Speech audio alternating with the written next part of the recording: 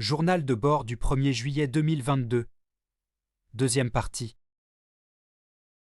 Ça y est, il est temps que je vous parle du diagnostic en tant que tel et des premières conséquences sur ma vie.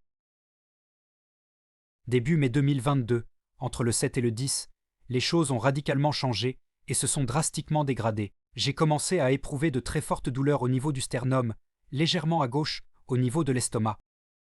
Il n'y avait pas vraiment, ou quasiment jamais de remontée liquide qui aurait brûlé, seulement une très forte douleur et une forte pression au niveau du sternum. De ce point central, la douleur irradiait au niveau de la cage thoracique, gênant la capacité respiratoire, et dans le dos, au niveau d'un point situé à droite de la colonne, légèrement en dessous des omoplates. C'est un point classique de tension, et celles-ci sont exacerbées car les connexions nerveuses sont reliées au système digestif. Avec cette pression sur le sternum et ces douleurs dans le dos, vinrent deux conséquences immédiates et peu surprenantes. La première, c'est la grande difficulté à dormir. J'ai tourné dans tous les sens pour trouver une position à peu près convenable. J'ai même dormi par terre certaines nuits tellement j'avais mal. La seconde conséquence, c'est l'incapacité quasi totale de manger. Très peu d'aliments passaient. Puis il y avait une phase de lourdeur qui s'ensuivait, parfois plusieurs heures après, qui déclenchait régulièrement des vomissements. Cela donnait l'impression, sûrement à raison, que l'estomac ne digérait quasiment pas et qu'il était obligé de se purger.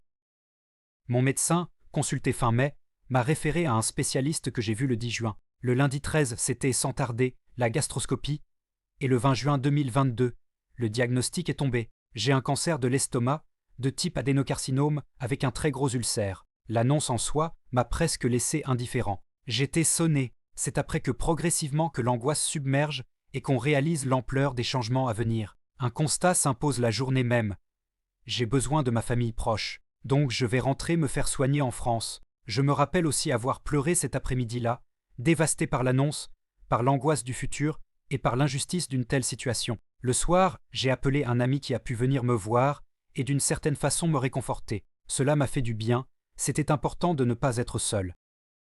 Le jeudi 23, j'ai vu un oncologue à Montréal. Malgré son tact, il fut assez direct. En gros, tout dépendra de savoir si c'est opérable ou non. Si oui, chimio, opération, chimio, 6 mois de galère et de séquelles. Si non, je suis foutu, littéralement. Soins palliatifs 8 à 12 mois. Sur le moment, je me souviens d'avoir été un peu soulagé.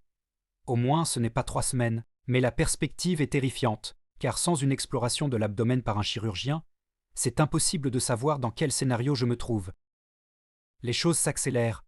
Rendez-vous pris à l'hôpital de Grenoble pour le 1er juillet, donc fin de mon emploi et au revoir à mes collègues, billet d'avion le 28 juin, valise, rangement et déménagement à faire en une fin de semaine.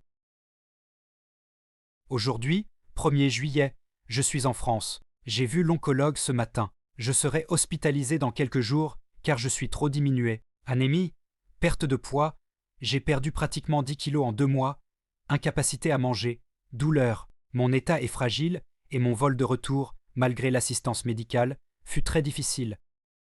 En l'espace de quelques jours, quelques semaines, je me retrouve catapulté dans une nouvelle vie, déraciné de mes repères. Mes amis, mon emploi, mon appartement, tout cela est maintenant derrière moi, et j'ignore quand je pourrai le retrouver, voire même si c'est possible un jour.